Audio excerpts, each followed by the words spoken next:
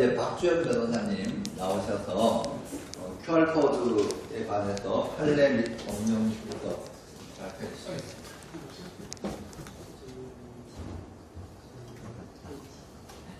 갔어요. 네, 안녕하세요. 반갑습니다. 박주현 변호사입니다. 네.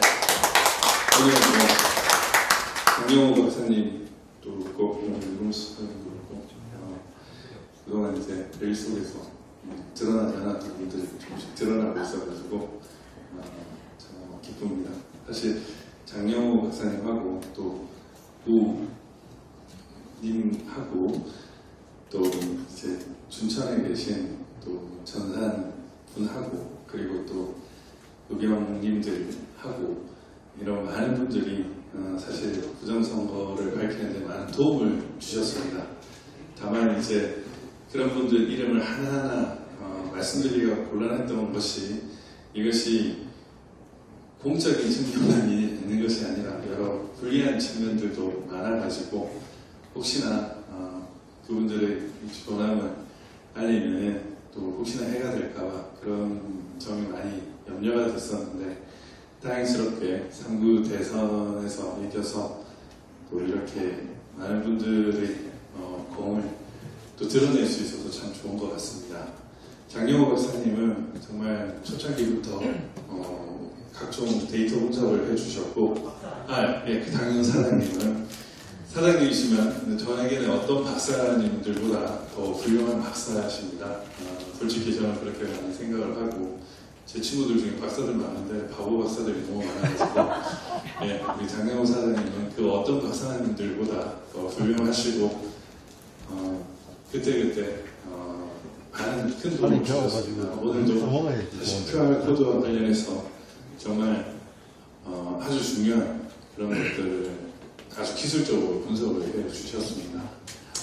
해석하게도 지금 4월 29일 날 증인신문 기일이 있고 그리고 결심이 이제 이루어질 것으로 지금 전망이 되고 있는데 선관위 측에서 증인들의 신원을 지금 제공해 주지 않고 있습니다. 그래서 지금 증인 소환장을 지금 발부를 해야 되는데 증인의 인적 사항을 협조를 해주지 않아서 황당하게도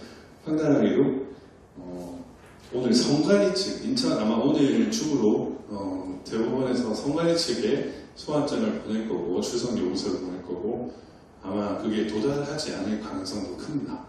왜냐하면 지금 선관위 측에서는 증인들이 필요가 없다 이런 입장을 계속 그 서면을 내고 있는데 사실 말이 안 되거든요.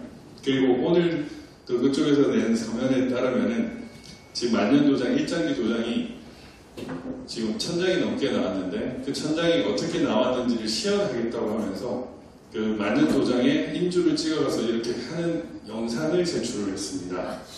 한두 장이면은 가능할 수 있지만 그거를 1000장이나 찍는 바보 천치가 대한민국에 어디 있습니까?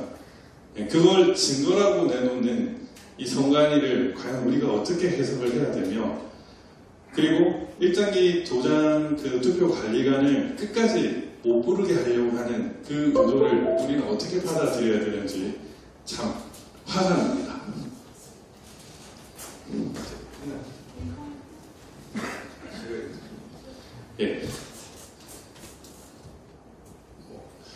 QR코드는 이제 비밀투표 원칙을 위배하고 전자개표기에 연동을 한다라는 그런 제목으로 오늘 제가 할 거고요. 기술적인 분석은 앞선 발표자님들이 너무 잘해주셨기 때문에 저는 이제 간단하게 실제로 우리가 주고받은 서면, 국회에서 요구받은 그 서면에 대해서 어떤 식으로 입증할 수 있는지 한번 살펴보도록 하겠습니다. 지금 이 선관위가 이 배추잎 투표지도 어떻게 만들 수 있는지 영상을 제출을 했습니다. 그것도 공개를 할 건데 그것도 참 가관이에요. 억지로 해서 이런 식으로 나올 수 있다라고 입증을 했는데 그들은 하나만 알고 둘은 모르는 거죠. 파주시는 어떻게 나왔습니까? 민생당이 아니고 한국경제당으로 나왔잖아요. 친박신당 한국경제당으로 나왔는데 뽑고 다시 뽑다 보니까 이렇게 나올 수 있다라고 또 거짓 답변을 했는데 그럼 파주시는 어떻게 하라고? 이건 또 스티커라고 거짓말을 또 했습니다. 인쇄 작업인데 그런 것처럼 뭐 여러분들 잘 알고 계시다시피 그 시흥시 고물상에서 발견된 투표지입니다. 이게 아마 7월 18일쯤에 토요일 날 제가 아마 그때 블랙 시위 한다고 집회에 있었는데 그때 막 아실리아 하고 하면 되겠지 하고 많은 분들이 지금 성관위에서 일요일이었던 것 같아요. 19일 버렸다. 그 성관위가 고물상에 버리는 거를 따라갔더니 이 투표지가 나왔다. 어떻게 고물상에 이 투표지가 나올 수 있느냐 이렇게 해가지고 나왔습니다. 여기 이제 김준호라는 이제 성관위 사무관입니다. 사무관이고 이거는 경주 사전투표소이기 때문에 일반적인 투표소와 달리 이 사무관이 중앙선관위 사무관이 가서 관리 감독을 했었습니다. 투표 관리 감독. 그래서 도장도 이름이 그냥 김준호라고 나옵니다. 근데 이게 도대체 왜 나왔느냐라고 이렇게 물었더니 선관위가 바로 이렇게 해명 자료를 냅니다. 7월 22일 날. 이 투표지는 부역계 아니라 청량이다. 경주에서 하는 것이고 부여 투표지가 시흥 오물상에 있는데 이게 청량군이다라고 답변을 해버렸습니다. 이 언론 기사에 대한 해명에서 선거인의 지역구 투표용지가 정상 출력되고 비례 투표용지 출력 도중에 투표용지 걸림 현상이 발생해서 인쇄가 중단되었으며 투표용지 발급기 앞뒤 커버를 열고 롤용지를 정렬하여 다시 작동하였을 때 비례대표 투표지와 지역구 투표지 각 1매가 재출력되었다. 청인과 도장 등을 확인한 결과 이거 아니죠. QR코드를 통해서 확인을 했다라는 겁니다. 부여군이 아닌 청량군 사전투표지로 파악되었습니다. 이렇게 얘기를 했는데 여기 보면 중요한 게 또 하나 빠져있습니다. 투표록과 개표록이 이런 내용이 있었다라는 것을 또 빠뜨렸습니다. 통상적으로 이런 게 있으면은 투표록과 개표록을 확인한 결과 그 당시에는 이러한 현상이 있었다라는 것이 투표록에 적혀져 있습니다. 이런 게 나와야 되는데 그런 답변이 전혀 없습니다. 그냥 가장 기본적으로 접근을 하다 보면 이게 이상하다는 걸 바로 발견할 수가 있어요. 그래서 이렇게 했죠. 그래서 경북 경주시 양남면 제2사전투표 현대차 경주연수원이라고 이렇게 정치적으로 해명 자료를 해서 하루 만에 바로 언론에 공표를 했습니다. 그리고 국회에서 자료 요구를 했는데 이런 자료를 제출을 했어요. 여기 보면은 투표구, 등재번호, 세대주 여부, 성명, 생년월일, 성별 주소, 주민등록번호, 투표 여부, 투표소명, 발급 일시, 지역구 비례 뭐 이런 것까지 상세하게 이렇게 해가지고 양남면 제2사전투표소에서 투표한 사람들의 개인정보를 싹 다 제출을 했습니다. 물론 이거는 전부 다 제출한 것이 아닙니다. 그들이 가지고 있는 통합선거인명부의 일부 기록을 제출한 거예요. 이렇게 제출을 했다고 하면 제가 얼마 전에 구성명 신청서를 했습니다. 우리가 알고 있는 배춘입 투표지 사전투표입니다. 사전투표용이죠. 그러면은 그와 관련 그 투표록, 개표록이 없었습니다. 이거 기록 제출해라. 전후 30분간 제출해라고 얘기를 했습니다. 오늘 장경호 박사님 사장님 말씀을 듣고 로그 파일도 바로 제출을 하도록 할 텐데 제출하면 됩니다.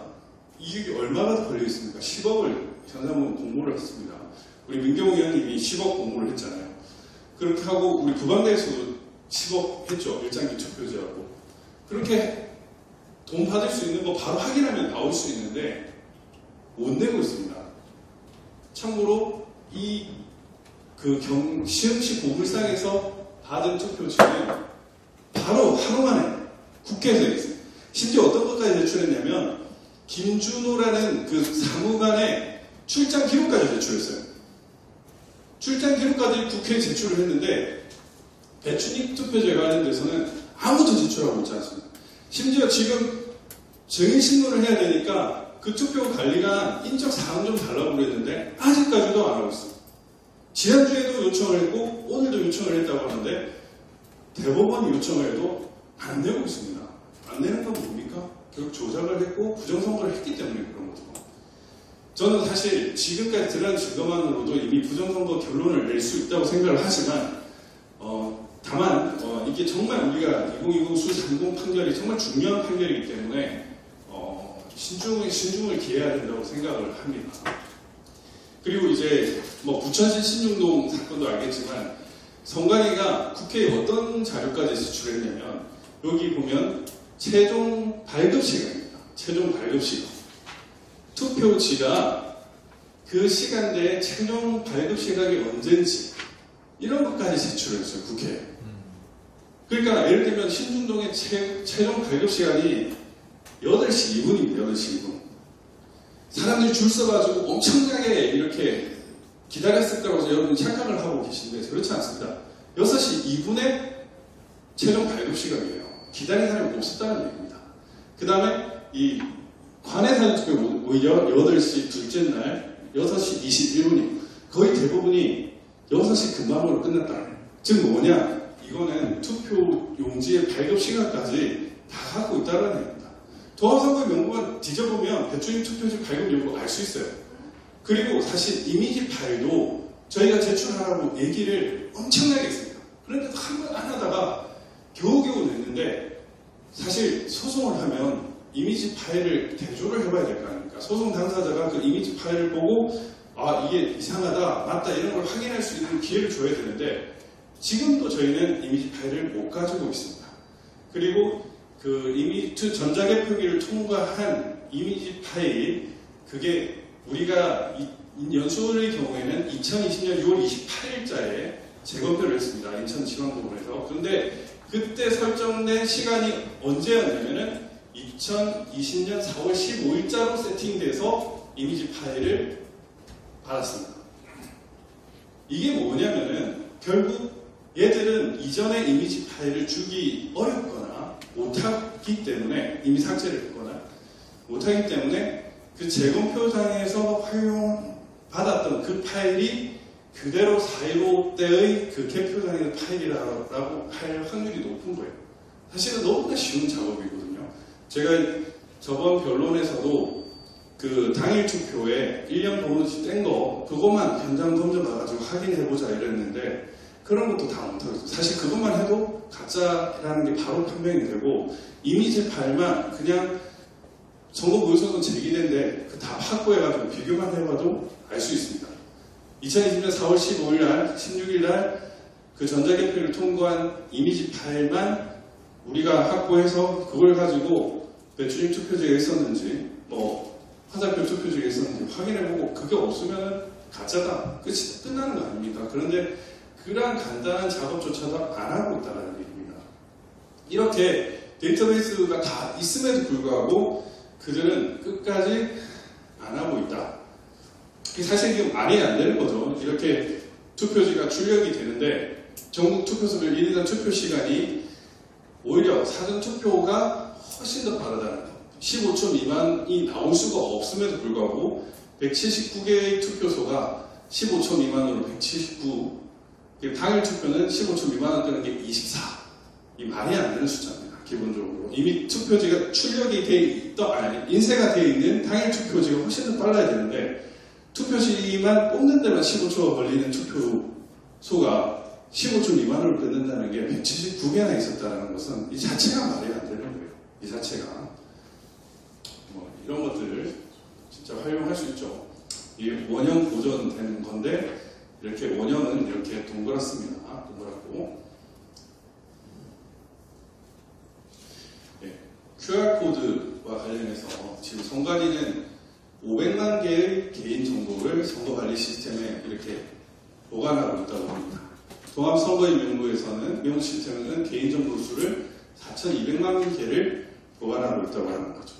초창기에 이제 제가 이걸 살펴보고 온 건데 여기 보면 보유 예정 개인 정보 수가 500만일 수가 없습니다. 선관위는 여기에 대해서 변명을 어떻게 했냐면은 후보자의 학력, 납세, 교육경력, 재산 정보들이 필요하기 때문에 500만 개가 필요하다고 얘기를 했지만 전국의 투표수, 후보지가 선거구가 253개고 그 비례대표 후보가 많아봤자 100명일 텐데 정말 제대로 많이 해봐야 그러면 몇 개입니까? 10명씩 투표해도 2530개 그 다음에 10개 정당이 100명씩 만약에 한다고 해도 1000개 만개가 아니에요. 만개가. 그런데 500만 명이나 이렇게 한다는 것은 선관위가 따로 뭔가 이 개인정보를 관리를 한다는 거죠. 저는 이게 이제 QR코드를 통한 것이라고 저는 판단을 하고 있습니다. 지금 뭐 이제 이전에 발표하신 분들께서 워낙 많이 말씀을 하셨기 때문에 이 146조 3항은 이제 선거인, 성명, 기타 선거인을 추정할 수 있는 표시를 해서는 안 된다라고 이렇게 있고 일련 번호는 바코드라고 하고 있습니다. 그리고 정규의 투표용지를 사용하지 않는 것은 무효로 한다라고 하고 있습니다. 뭐 이 두 개는 물리적으로도 그렇고 눈으로 봐도 그렇고 너무 명백하게 알 수 있죠. 근데 대법원은 판단을 참 희한하게 하고 있습니다. 2017 수 47 이건 제19대 대통령 선거 무효 소송입니다. 문재인에 대한 선거가 무효다라는 소송이고 제가 소송 대리인단으로 참가를 사실 했어요. 그 작년에 그 우연히 와가지고 증거 보존도 안 돼 있고 이래가지고 이기기가 어렵지 않을까 생각을 했는데 가만 생각을 해보니까 드루킹하고 여론 조작이라는 게 드러났기 때문에 그것만 밝히면은 사실 선거 무효주장할 수 있겠다라는 생각이 들었고 저는 다른 건 모르겠지만 그 부분만을 해서 문재인이나 뭐 김정숙에 대한 증인신문을 통해 가지고 무효주장을 해보겠다고 제가 수임을 했었는데 이 재판에 그 주심은 민유숙이었습니다. 민유숙이었는데 민유숙이 재판을 할 때 원고 그 김필건이라는 이 국정원 출신인데 그분이 그냥 한 30분에서 1시간 2번 했는데 계속 욕을 했어요. 근데 한마디도 답변을 못하고 민유숙이 죄송합니다 이런 식으로 얘기했습니다. 그리고 나서 도망을 했어요. 도망을 가고 그냥 기각 판결을 내렸습니다.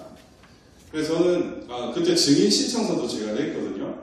그 드루킹 판결과 관련해서 그 문재인하고 김정숙을 불러야 된다. 왜냐면은 지금 문재인 후보자 측의 댓글 조작과 여론 조작이 있었다는 것과 김경수가 컴퓨터 장애 업무방해죄의 그 사실은 인정이 되기 때문에 이것이 대선과 연동이 되었다는 사실을 입증을 하면은 19대 대선도 무효라고 할 수 있다라고 해서 했는데 안 받아줬습니다.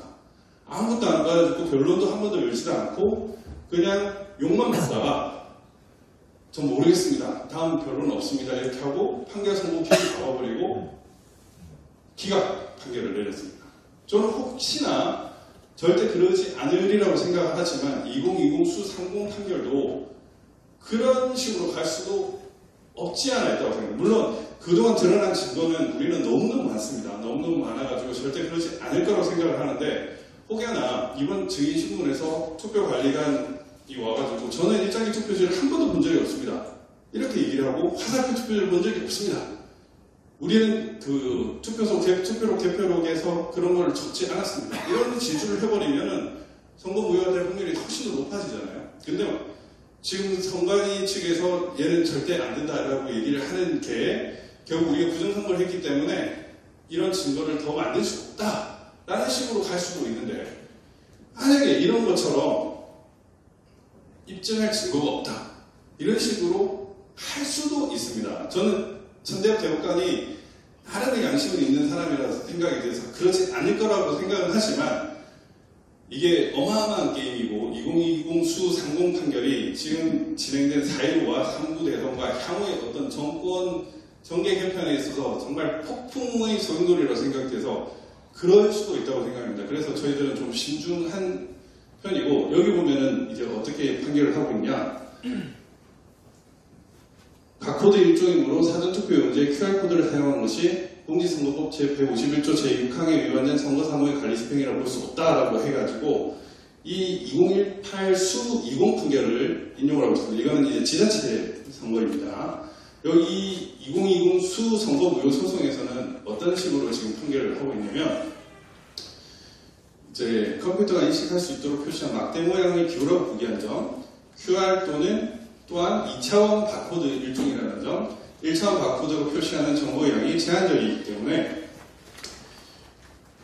그 선거구명, 선거관리위원회명을 담기 위해서는 2차원 바코드를 사용할 필요가 있다는 점, 통상적으로 사용된 바코드라는 용어는 QR코드 등 2차원 바코드를 포함하는 의미로 사용됐다는 점, 그리고 법원 판결문, 헌법재판소 결정문 등에 인쇄되어 있는 2차원 바코드인 장애인용 음성변환 출력기 부호 역시 바코드로 그리고 있는 점 등에 비추어 보면 사전투표용지에 QR코드를 인쇄했다는 이유만으로는 위반한 선거관리 집행이라고 볼 수 없다라고 이렇게 판결을 하고 있습니다. 그런데 사실 얘들이 이렇게 판결을 한 거는 정보가 없었기 때문이에요. 그동안 QR코드를 통해 가지고 이 투표지에 누가 기표를 했다. 이 사람은 그 1번을 투표했다, 2번을 투표했다라는 게 입증이 안 됐습니다. 그렇지만 이번 그 2020 수30 판결과 4.15 총선에 대해서 전 국민들이 이걸 살피고 따진 결과 수많은 증거들이 축적이 됐죠. 더 이상 이 판결은 유지가 될 수가 없습니다. 여기 보면은 1년 번호가 등차 정수의 숫자만으로 이루어져 한다는 근거를 찾아볼 수 없으므로 1년 번호의 숫자와 함께 알파벳을 사용했다는 이유만으로, 그러니까 5구 대선하고 6.13 선거에서는 알파벳도 보여줬다고 하더라고요. 그래 이것만으로는 위반하였다고 볼 수 없다. 그 다음에 정규 투표용지라 함은 사전투표 관리관 투표용지 발급기로 시도위원회 또는 구시군위원회의 청인이 날리는 투표용지를 인쇄하여 자신의 도장을 찍은 후 정당한 선거인에게 교부한 투표용지라고 규정하고 있다. 이와 같이 사전투표용지가 투표가 무효라는 주장은 어느 번호와 이유 없다라고 얘기를 하고 있는데, 결국에는 이게 이제 입증이 안 된다라고 판단합니다. 그동안에는 이 QR코드가 유효다라는 것을 깰 만한 충분한 사실관계가 전달이 안 됐어요. 그렇지만 이번 2020 수30 판결을 비롯해서 앞으로는 QR코드가 정말 비밀투표 원칙을 위배하는 그런 것이다라는 각종 증거들이 이제 많이 제출되었고 앞으로 더 제출될 것이기 때문에 이 판결은 이제 더 이상 유지되기는 어려울 거다라고 보입니다. 그래서 이런 것들을 하나하나 다 깨줘야 될 것 같습니다. 그리고 이번에도 사실 그렇게 제출을 좀 했고요. 사실 뭐 이 선관위 측에서도 민주당 측에서도 이렇게 그 QR코드를 넣기 위해서는 공직선거법 개정이 필요하다는 입장을 계속 제기를 했습니다. 1년 제기를 했고 선거과에서도 그렇게 답변을 했고요. 그런데도 얘들은 먼저 강행을 했어요.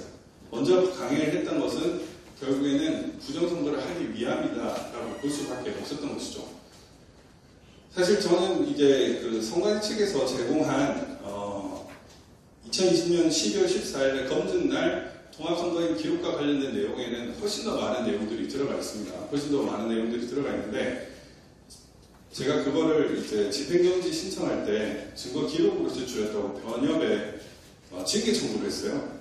서울변의 그 선관위가. 그래서 제가 다시 고발을 해버렸는데, 우리 장용호 박사님 그 내용까지 포함해가지고 QR코드는 사람을 특정할 수 있다. 얘들이 허위사실을 쓴 것이다. 해가지고 제가 허위공문서 작성 및 동행사, 그 다음에 위계 업무방해 등을 고소를 했거든요. 고소를 했는데, 오늘도 만약에 이걸 하면은 또 문제제기를 할 것 같아서 제가 여기에 올리지는 못했습니다. 그렇지만 선관위가 이미 자기들이 제출한 증거가 이 각종 그 QR코드가 많은 정보를 담고 있다는 걸 이미 자백을 해버렸어요. 이미 자백을 해버려가지고 더 이상 이거를 숨길 수가 없다고 생각합니다. 이미 우리는 범죄를 위한 QR코드를 썼다라고 얘기를 했는데, 거기에 대해서 문제제기를 한 거는 사실 문제가 전혀 없는 것이거든요. 네. 근데 이렇게 그 QR코드를 통해 가지고 개인정보 유출될 수 있다. 아까 500만 개, 4,200만 개의 개인정보, 이런 문제점이 있음에도 불구하고 계속해서 현행법에 부합하지 않는 것을 해왔다. 네. 이전에는 이렇게 그 알파벳이 있다라고 얘기를 하고 있고요. 저는 이제 정말 이해가 안 되는 게, 전자개표기를 사용한 나라, 각종 나라가 선거 무효가 됐습니다. 이미 한국산 전자개표기 때문에 키르기스탄 대통령 불탔고요. 콩고도 시민혁명이 일어났고, 이라크도 난리가 났었죠. 그런 이미 그 엄청난 증거들이 있음에도 불구하고 왜 우리 한국은 아직까지 조용해야 하나? 이해가 안 됩니다. 이해가 안 돼요. 키르기스탄 같은 경우에는 여당이 90%로 이겼어요. 총선에서. 대통령, 그럼에도 불구하고 대통령이 사임했고 대통령궁이 불탔습니다. 그런 것처럼 이 전자개표기를 통한 그 부정선거가 뭐 거의 외국에서는 실증이 됐음에도 불구하고 우리 한국에서는 이렇게 계속 누르고 있었나 싶어요. 제가 이제 2년 전에 TV조선의 탐사보도 7을 이번 상부대선은 방송을 했지만 그전에는 훨씬 더 많이 얘기를 했습니다. 그때는 7시간을 방송을 했었어요. 7시간을 방송을 했어가지고 저하고 인터뷰를 했고 개인적으로는 그들은 한 뭐 수십 시간을 취재를 했을 겁니다. 그런데 그 담당 기자가 그렇게 많은 취재를 한 끝에 저한테 나중에 뭐라고 문자를 보냈냐면 변호사님 무섭지 않으십니까? 부정선거는 맞는데 무섭지 않으세요? 저희는 중단합니다. 그래서 보류를 시켰어요. 2020년 10월달, 11월달에 각종 추적을 계속 하다 보니까 성관이는 계속 거짓말하는 게 드러나고 이제 기자는 그걸 알 것 같은데 TV조선의 데스크는 덮으라고 한 겁니다. 그래서 중단을 했었습니다. 근데 저는 이번에 상부 대선에서 취재를 할 때는 제발 그러지 않기를 바랬는데 어쨌든 방송에 나와서 너무 감사한데 그런 일이 있었습니다. 우리나라의 그 언론, 그중에 이제 요즘에 가장 인기 있는 TV조선이라는 곳에서 그렇게 취재를 했는데 2020년 10월 달에 많이 따랐어요. 저희 그 선관위 취재도 많이 했고 저희 뭐 기자회견도 취재했고 뭐 그 전자개표기도 하고 우편 투표도 그때는 본격적으로 문제제기를 많이 했었어요. 그래서 말도 안 되는 이런 것들이 있어가지고 기자가 그걸 취재를 했었는데 그 취재한 결과 무섭다라는 겁니다. 두렵지 않으세요? 그래서 제가 그때 답변을 누군가는 해야 됩니다라고 해가지고 그냥 얘기를 했는데 그거는 뭐 공표할 수도 있습니다. 충분히 공표할 수도 있고 그런 일이 있었는데 이제 뭐 이번에 TV조선 그다음 어제 국거일 그런 식으로 많은 지식인들이 얘기를 하고 있어서 곧 드러나지 않을까 저는 생각이 들고요. 그리고 이게 많은 사람들이 계속 간과하고 있는 부분이 있어가지고 좀 말씀드리면 QR코드, 4.15 때는 QR코드가요 당일 투표도 있었습니다. 당일 투표. 저는 그게 한 1에서 3% 될 거라고 봐요. 이 박순종 기자가 자기는 당일 투표 때 QR코드 있는 투표지에 투표를 했다고 얘기를 했고요. 원래 제가 같이 선거 그 소송을 같이 하려고 했던 권오현이라는 변호사가 있습니다. 권오현 변호사도 형 저도 당일 투표했는데 QR코드 했어요 라고 얘기했어요. 그러니까 얘들은 그 QR코드 있는 투표지를 삽입을 했던 겁니다. 본투표에. 왜 그렇게 했느냐? 혹시나 모를 박빙의 경우에 QR코드 있는 투표지를 넣으면은 기표 여부와 상관없이 그 QR코드하고 전자개표기와 연동을 해서 그게 1번이든 2번이든 3번이든 다 1번으로 가게끔 세팅을 할 수 있었다고 저는 생각을 하고 있거든요. 물론 이것은 입증은 안 됐습니다. 아직까지. 명백히 증명은 안 됐지만 분명한 사실은 QR코드가 있는 투표지가 본 당일 투표에 사용됐다는 사실입니다. 그리고 이제 민경훈 의원님 같이 이렇게 초접점 구역이나 아니면 지른 것이 명백한데 반드시 이게 할 곳에는 당일 투표도 장난을 쳐야 되기 때문에 사전 투표지를 당일 투표에 넣었을 확률이 높습니다. 그렇지 않으면 일장기 투표지 천장이 나올 이유가 없거든요. 일장기 투표지는 모두 당일 투표예요. 당일 투표. 사전 투표뿐만 아니라 당일 투표에도 엄청난 장난을 쳤습니다. 상부 대선도 마찬가지입니다. 상부 대선에는 저는 이제 우리가 상부 대선에서 1% 세팅으로 이긴다라고 얘기를 하지 않았습니까? 유시민이. 저는 뭐 진다라고 생각을 해서 두려웠는데 그것을 우리가 바꿀 수 있었던 계기가 몇 가지 있었다고 생각합니다. 하나는 이제 사전 투표가 이중 투표가 된다라는 것을 우리가 밝힌 거고요. 그 다음에 확진자 투표에서 그 이재명 기표된 투표지들이 대거 출몰해가지고 그들이 쫄게 만들었다는 게 또 중요한 점이고요. 세 번째는 당일 투표에서 본 투표수를 누락시키는 것을 우리가 발견했다는 겁니다. 그렇기 때문에 잘 걸렸다라고 생각을 합니다. 지금 송파구만 얘기를 했지만 송파구뿐만이 아니라 전국적으로 그러한 현상들이 많이 일어났던 거예요.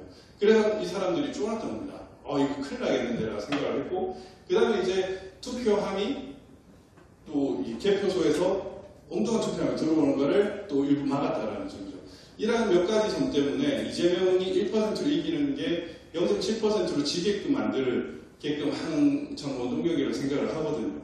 그런 것처럼 부정선거는 제가 봤던 부정선거의 이 놈들은 모든 선거의 프로세스에서 예를 들면 선거의 명부 작성부터 해가지고 개표하고 그 증거인멸하고 재검표까지 그 모든 과정에 있어서 부정을 다 저질렀다라고 저는 판단을 하고 있습니다. 그래서 정말 이게 3구 대선을 우리가 이기기 정말 기적 같은 거라고 생각하기 너무 감사드리고요.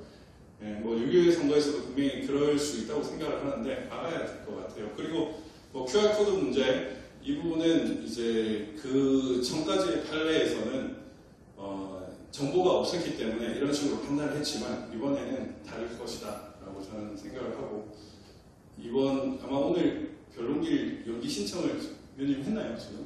예, 지금 제출을 지금 했습니다. 왜냐하면 증인이 안 와가지고 4월 29일 날 증인이 증인이 안 와가지고 그걸로 뭐 입증이 안 됐다 이런 식으로 할 수도 있기 때문에 물론 아니라고 오히려 그렇게 하는 것 자체가 많은 국민들한테는 이제 부정선거가 드러나니까 명백히 또 증인 신문으로서 끝나니까 그걸 막으려고 하는 것이 분명한데도 불구하고 그걸 엉뚱한 식으로 해석할 수도 있기 때문에 저희가 이제 연기 신청을 한 거였는데 어떻게 될지는 모르겠습니다만은 이제 이 QR코드 문제도 판례를 바꿔야 된다고 또 한 번 더 강력하게 또 하도록 하겠습니다.